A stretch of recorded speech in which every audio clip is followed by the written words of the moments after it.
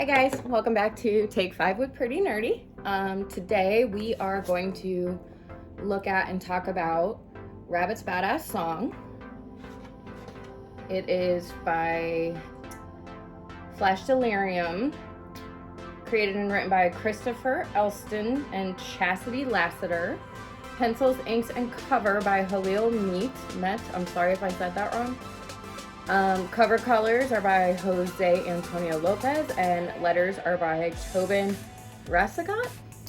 I wanted to kind of showcase more indie books this year because that's kind of where like my love of comics started, is with indie books.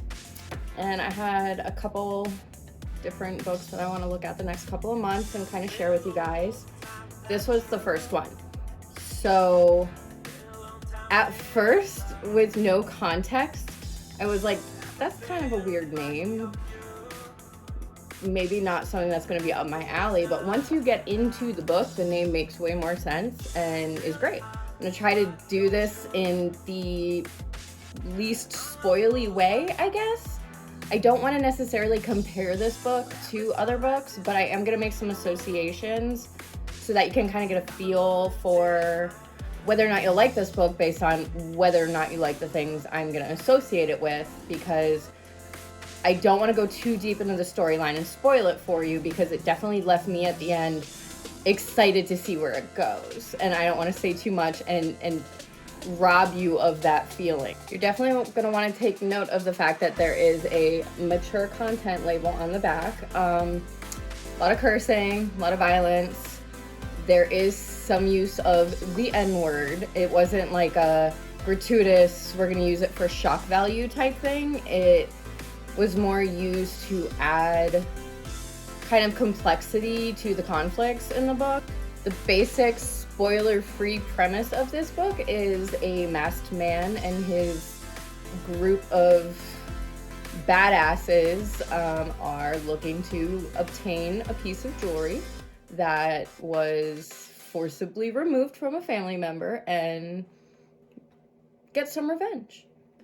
The first thing that I noticed, and the moment that I knew I was going to love this book, was the very saturated black and white, really detailed art. It reminds me of the first book I ever got into, Black Hole by Charles Burns. It's just a very unique style and is very impactful, and I love it. You'll also notice some similarities to kind of the art in horror books like Nailbiter and stuff, and this one's got this very unique like splatter effect in a lot of the pages. There's also a lot of moments between like the badass crew that kind of humanizes them and kind of reminds you that they're not just like well-oiled machines. Like there's a moment in the car where my favorite character, Snow Bunny, kind of gets miffed at Rabbit saying, "Why do you always introduce me last?" Which is a very like typical couple argument to have. It definitely ends on like a perfect cliffhanger and made me want to, you know, like, hurry up, come on, give me more. Where's the next issue? So it's always a good sign.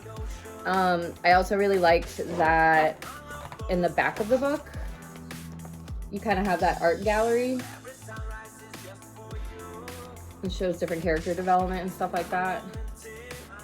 And now one other thing that I noticed, at first I thought this was an actual advertisement on the back cover, but this is kind of like what they had done with Paper Girls, where they like incorporate a landmark or a person or a business that's featured within the story, and they throw in like a little detail in the packaging or the cover or whatever that refers back to it, and I thought that was really clever. So definitely if you are into horror books, if you are into action books, if you are into gory books, if you just want to try out some new indies, pick this one up. I definitely enjoyed it, and I will definitely be including links and information on how you can get it for yourself. So thanks again, guys, for sharing this book with me. I really enjoyed it, and I can't wait to see what comes next. Don't forget to like and subscribe and come back next month to see what other indies we're going to talk about. Bye!